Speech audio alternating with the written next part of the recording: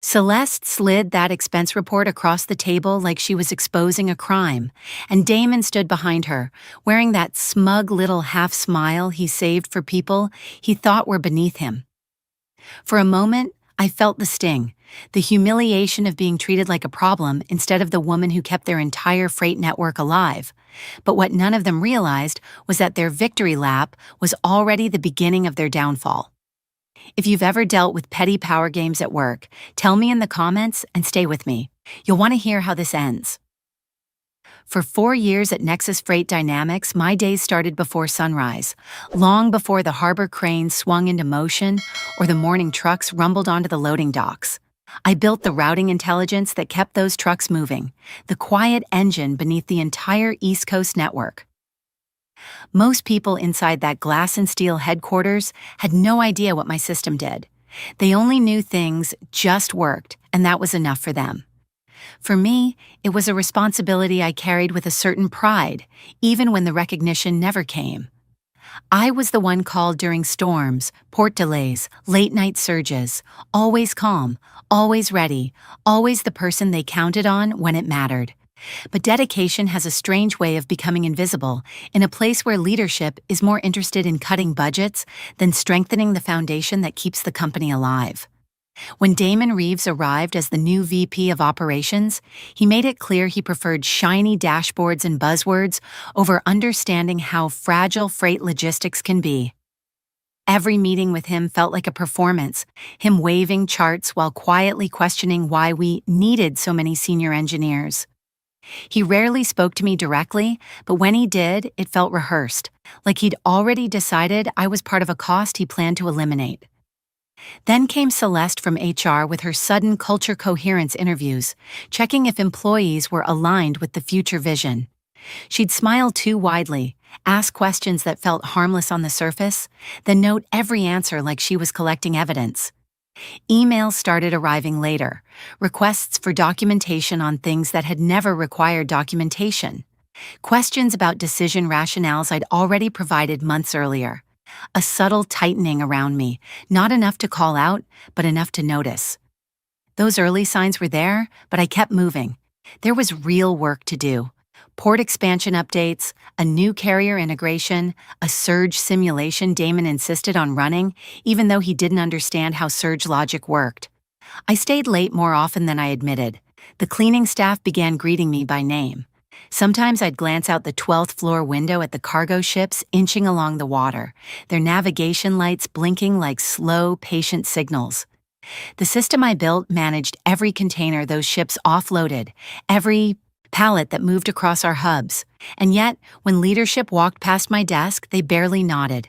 Even then, something in the air felt brittle, like the company was preparing to do something drastic, but wanted to pretend nothing was wrong.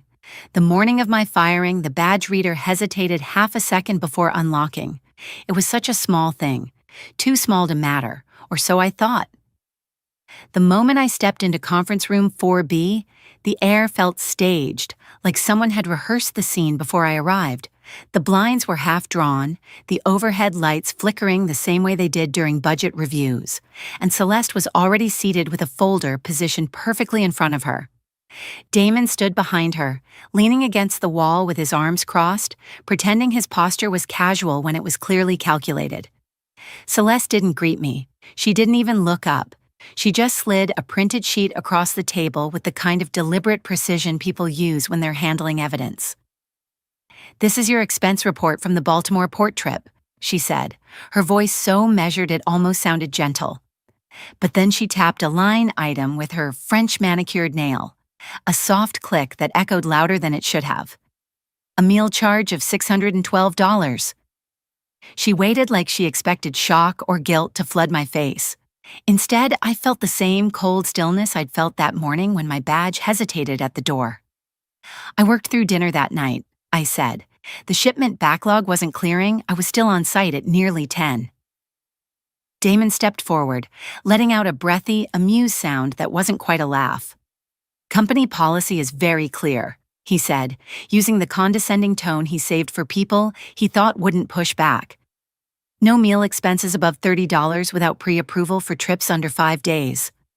It was a line buried in an outdated handbook from before Nexus even had port operations. I knew that because I'd seen it once, years ago, and dismissed it as irrelevant, just another frozen rule leadership never bothered updating. "You've approved my other travel expenses," I said.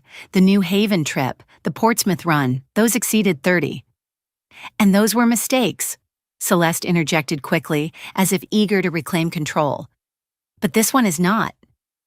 She finally met my eyes, and in that moment I realized she wasn't presenting a violation.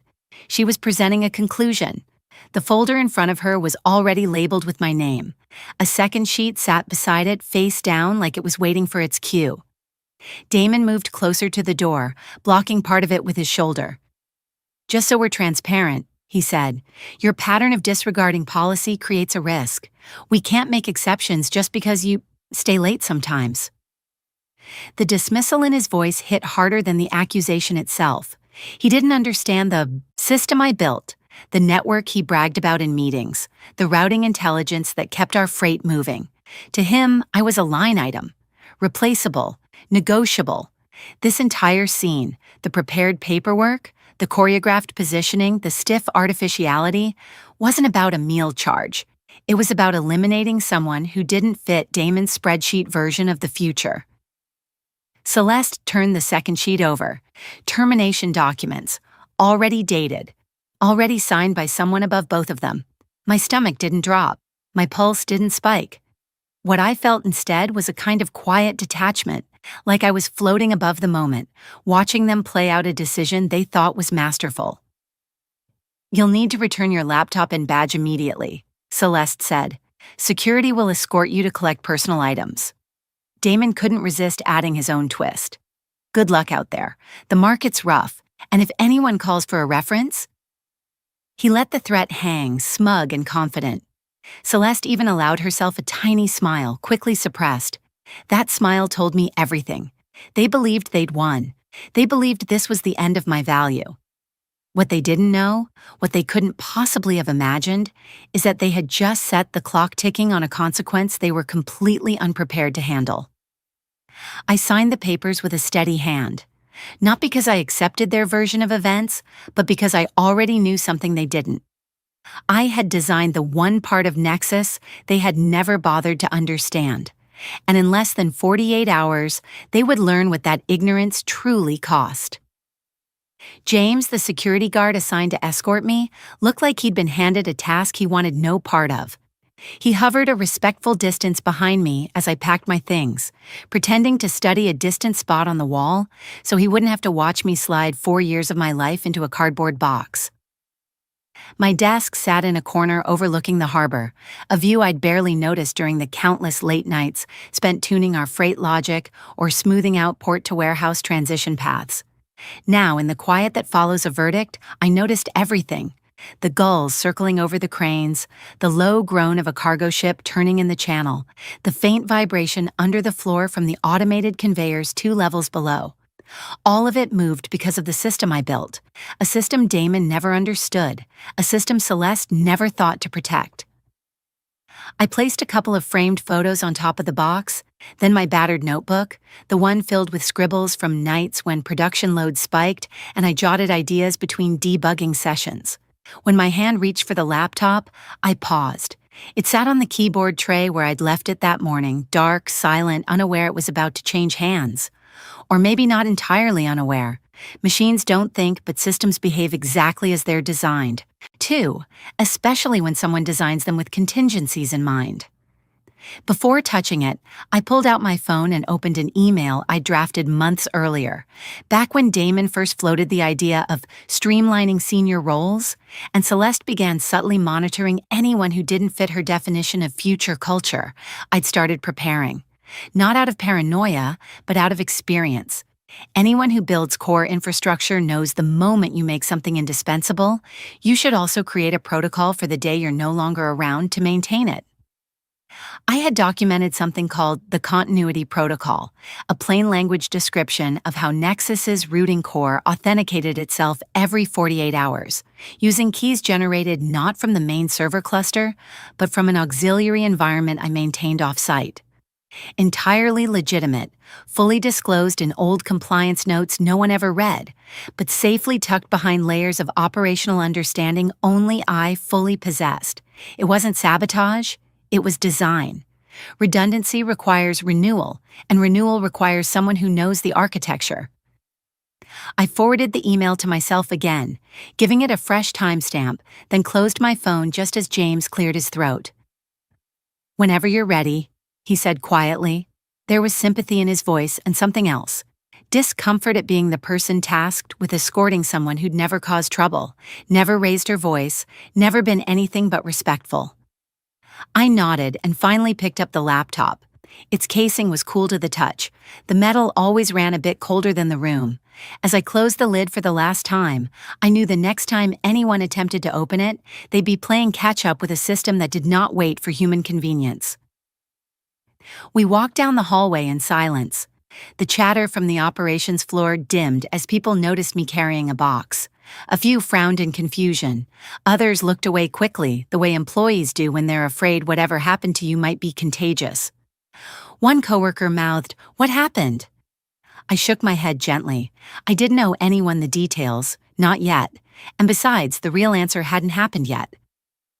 Outside, the breeze coming off the bay carried the sharp scent of diesel and salt.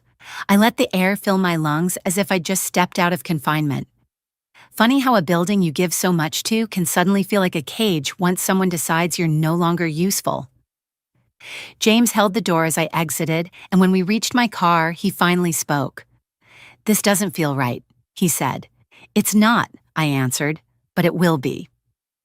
I set the box in my trunk, handed over my badge, and placed the laptop in his hands. The moment I released it, the 48-hour clock began ticking. They believed escorting me out was the end of my story. In truth, it was the beginning of theirs, and the consequences they never imagined were already moving quietly toward them, just like the ships inching through the morning fog. By the time I got home that evening, the sun was already slipping behind the row houses across from my loft, leaving the streets washed in the warm haze of early dusk. I didn't bother turning on the TV or checking the news. I set my keys on the counter, kicked off my shoes, and started boiling water for pasta. There's a strange quiet that settles in after a firing, an emptiness where the noise of daily pressure usually sits. Some people feel fear in that silence, others feel humiliation. What I felt was space, a widening of the air around me, as if someone had opened a window that had been nailed shut for years. The first call came while I was cracking eggs into a bowl. My phone lit up with Damon's name, the same headshot he used for company newsletters, smiling like a man convinced of his own brilliance. I let it ring out. The second call followed seconds later, decline. Then a text. "We're experiencing an issue with the routing interface. Call me ASAP." I stirred the pasta, turned down the heat, and opened a bottle of wine. My kitchen smelled of garlic, pepper, and pecorino, the kind of dinner I only made when I wanted to treat myself. Call after call rolled in. 4 from Damon, 2 from Celeste, 3 from numbers I didn't recognize but knew belonged somewhere inside Nexus. By the time I sat down to eat, the phone was vibrating nonstop on the counter. I finally flipped it face down to regain a moment of peace. The 48-hour renewal hit right at the peak of the Friday port surge. Ships unloading, trucks queued, the system straining under the weekend transition. The exact time window Nexus never prepared for, because they never imagined the person preparing for it, might not be there anymore. Without a valid renewal key, the routing core didn't crash. It simply shifted into protective red mode. Orders froze. Schedules stalled. Trucks sat idle waiting for instructions that never arrived. A system designed to move thousands of shipments an hour suddenly behaved like a padlocked door. Halfway through my plate, another text appeared. "This is serious, please respond." Then, "We may have acted prematurely, can we talk?" Then, "This isn't funny." I set down my fork. Funny wasn't the word I'd use. Predictable was closer. I poured another small glass of wine. The next call didn't come from Damon or Celeste. It came from a number I hadn't seen since my first week at Nexus. Victor Langford, the CEO, a man too busy for operations, or so he claimed. A man who spoke in metaphors about innovation currents and future tides, but never once asked how freight systems actually stayed afloat. "Brooke," he said the moment I answered, his voice tight, stripped of its usual polished confidence. "Thank God, I've been trying to reach you. We need your help immediately." "I was terminated today," I said, keeping my tone level. "Per company decision." "There's been a misunderstanding," he insisted quickly. "A gross miscommunication. Your position is absolutely secure." Secure. The word tasted ironic. "The routing core is unresponsive," he continued. "Nothing is flowing. Our clients are calling nonstop. The board is in emergency session. We need you to come in right now and restore functionality." "I returned all company property," I reminded him. "I no longer have access." "We'll reinstate everything," he promised, "and offer a 20% raise effective immediately." He delivered the offer like a life raft, certain I would grab it. But there's a moment, a clean, unmistakable moment, when the balance of power shifts. You feel it like the click of a lock sliding open. "I'm not available," I said. Silence followed, heavy and disbelieving. "You can't decline," he finally said. "The system is your responsibility." "It was my responsibility while you employed me," I replied. "That ended this afternoon." I ended the call before he could form another argument and powered off my phone entirely. The room went still again. Not empty this time, but peaceful. I washed my dishes, put away the leftovers, and sat at my window overlooking the harbor. Cargo ships blinked in the dark distance, their lights steady even as Nexus fell apart somewhere miles from here. 48 hours ago, they believed firing me was a strategic move. Tonight, they were learning the cost of not understanding the foundation holding their empire together, and the night wasn't even over. When I powered my phone back on the next morning, the screen convulsed with notifications, missed calls stretching well into the night, texts stacked in frantic clusters, voicemail icons blinking like warnings on a sinking ship. I didn't bother opening any of them. Instead, I brewed coffee, sat at my kitchen table, and opened my laptop, the one they never touched, the one that contained my real professional life. There's a clarity that comes after a door slams shut, a narrowing of focus that makes the next step feel strangely obvious. I drafted a short message to the contacts I'd built over years of conferences, late-night troubleshooting sessions, and collaborative industry panels. Nothing dramatic, nothing bitter, just a simple statement that I was unexpectedly available and open to senior architecture roles. I attached my updated resume and hit send. It took 12 minutes for the first reply to arrive. By the half-hour mark, there were 4 more. By 8 o'clock, the message that truly mattered came through. Mariah Chen, Vice President of Systems Architecture at Ascend Logistics. A woman I'd admired from afar, the kind who spoke at industry summits with the authority of someone who actually understood what she was talking about. "Heard Nexus had turbulence yesterday," her email read. "If you're free this morning, let's talk." I called her exactly at the time she suggested. Mariah didn't waste a second on small talk. "We've been trying to hire you for over a year," she said. "You always said you were happy where you were. I take it circumstances have shifted?" I appreciated her phrasing.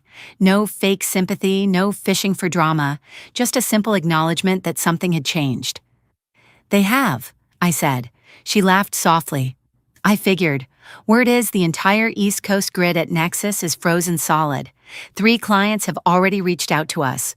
If we're going to absorb that volume, we need someone who can architect a scalable system, someone who understands how ports behave under pressure." Her tone wasn't flattering, it was factual. She knew what I could do, and she valued it.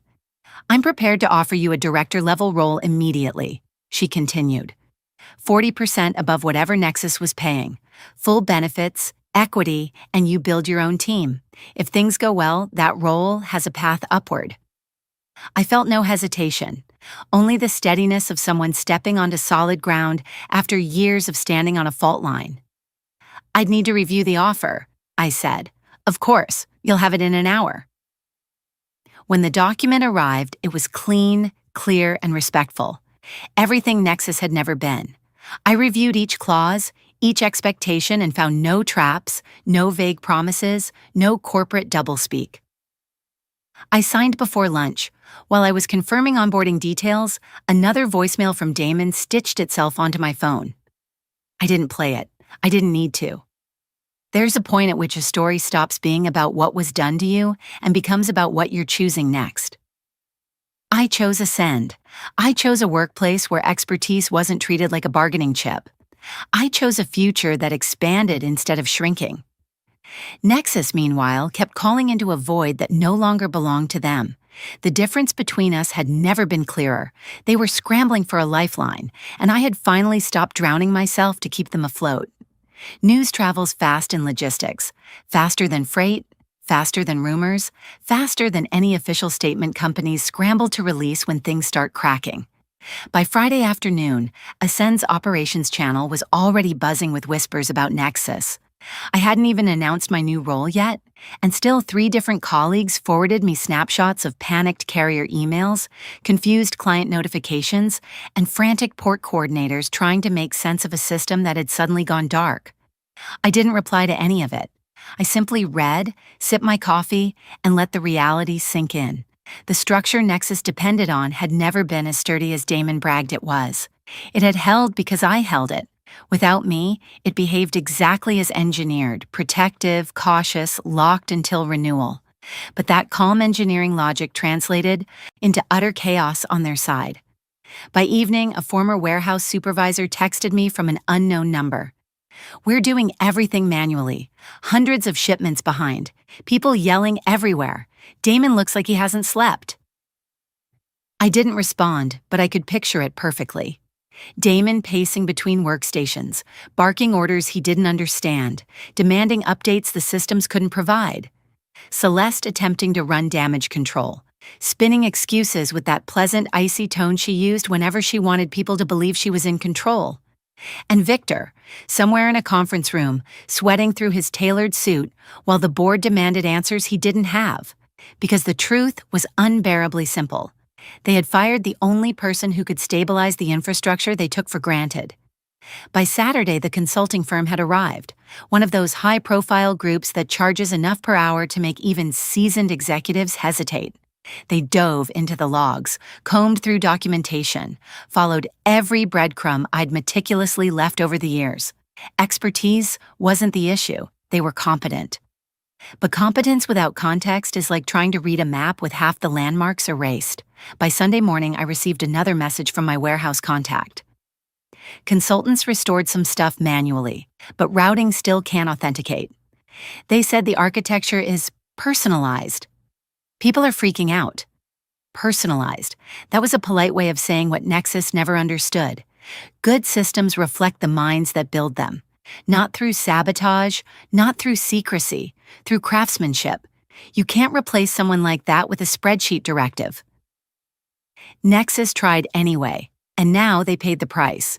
Mid-afternoon, a final update came through. Damon was fired this morning. Security walked him out in front of everyone. The image unfolded in my mind with startling clarity. The same posture he'd used standing over me in that conference room now mirrored back at him. The same walk James had taken with me, only this time with Damon clutching his own cardboard box. There was no satisfaction in that picture, not exactly, just symmetry. As for Celeste, word was she'd been placed on administrative leave pending review. Corporate language for being removed quietly. And Victor? Rumors swirled that the board had stripped him of emergency authority after he failed to deliver a recovery plan. Some claimed he nearly begged the consultants to restore full function by Monday. Others said he'd asked legal whether they could compel me to return. None of it mattered. I was already gone. Ascend, meanwhile, was preparing to onboard new clients fleeing Nexus after 48 hours of paralysis. 3 of them had already reached out before the weekend ended.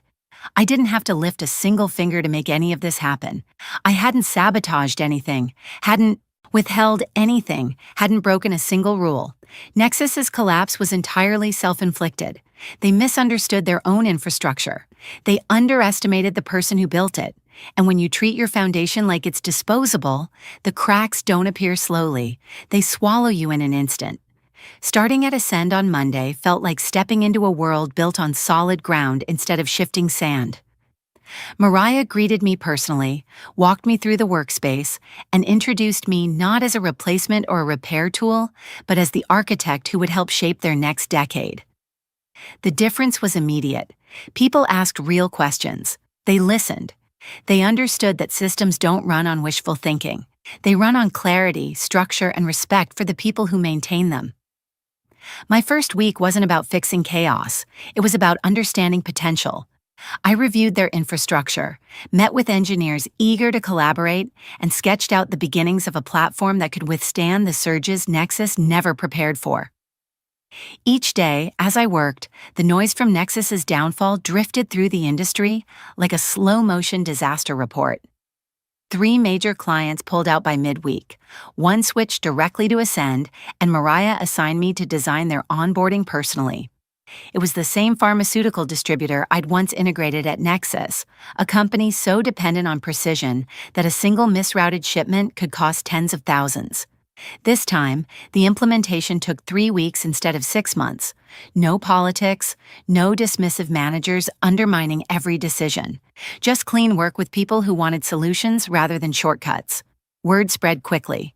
Another of Nexus's former clients reached out, then another. Ascend's momentum built while Nexus kept drowning in operational debt. 2 months in, the news became impossible to ignore. Nexus's valuation had plummeted. Private equity was circling, not as investors but as vultures. By the time the acquisition was announced, the number was nearly 40% below where it had been the quarter before. Their remaining engineers were laid off. Their system, the one I built from the ground up, was decommissioned entirely. The new owners replaced it with a generic off-the-shelf suite, something that didn't perform half as well, but came with the comforting illusion of standardization. 3 years of my work turned off with the flip of a switch, not because it failed, but because no one left at Nexus understood how to care for something crafted, not purchased. Funny thing is, I didn't feel anger when I heard. Or even sadness, just confirmation. They hadn't fired me because they thought I was unimportant. They fired me because they never understood what importance looked like. One afternoon, months after everything collapsed, my phone buzzed with a number I recognized but hadn't seen in a long time. Damon, against my better judgment, I answered. His voice was smaller than I remembered, stripped of the arrogance he wore like a second suit.